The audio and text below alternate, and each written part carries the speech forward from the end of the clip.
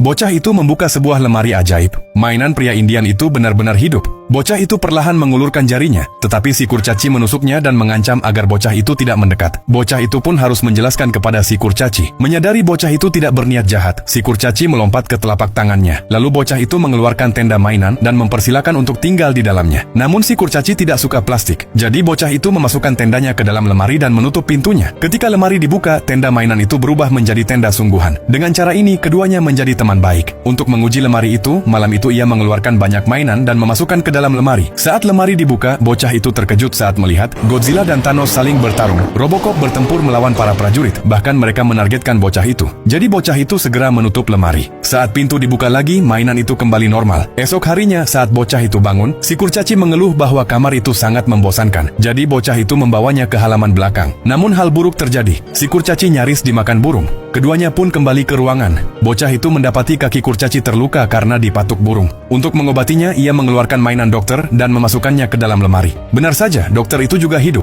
Lalu ia membawanya pada kurcaci, berharap ia akan merawatnya. Maka dokter membalut lukanya. Setelah tugas dokter selesai, ia mengembalikan ke dalam lemari. Ketika pintu dibuka, dokter itu kembali menjadi mainan. Si kurcaci ingin membangun rumah besar. Dia membutuhkan alat dan bahan. Anak itu menemukan tali dan paku baja di gudang. Sekarang kurcaci membutuhkan kapak. Jadi bocah itu memasukkan prajurit berzirah ke dalam lemari. Saat prajurit mainan itu hidup, bocah itu mengambil kapaknya. Dengan peralatan lengkap, si kurcaci segera mulai membangun rumah. Keesokannya, ketika bocah itu pulang, rumah besar itu sudah selesai. Si kurcaci ingin busur dan panah untuk berburu. Bocah itu pun mengeluarkan kepala suku Indian mainan dan menghidupkannya. Lalu bocah itu mengambil busur dan anak panahnya. Ketika kepala suku melihat raksasa sebesar itu, dia ketakutan hingga pingsan. Si kurcaci datang memeriksanya. Dia memastikan kepala suku itu jantungnya sudah tak berdetak. Bocah itu merasa sangat bersalah. Kemudian kurcaci membungkus jasad kepala suku. Keduanya pergi ke taman dan mengubur jasad kepala suku. Melihat si kurcaci yang kini kesepian, bocah itu mengambil keputusan. Esok harinya dia membawa mainan seorang perempuan Indian yang cantik dan membiarkannya untuk menjadi istri si kurcaci. Jadi pertanyaannya, mainan apa yang akan kamu masukkan ke dalam lemari ajaib ini?